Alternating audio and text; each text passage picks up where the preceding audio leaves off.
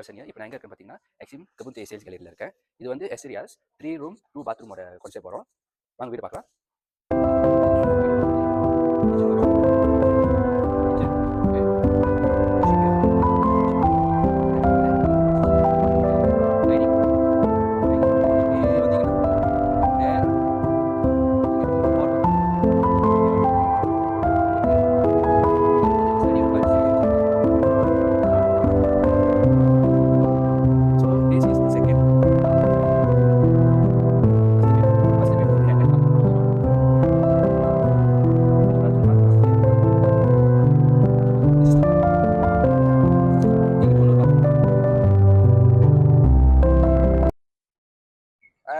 இதான் நாங்கிட்ட காமிச்ச ப்ராஜெக்ட் கபூந்தியில் இருக்குது.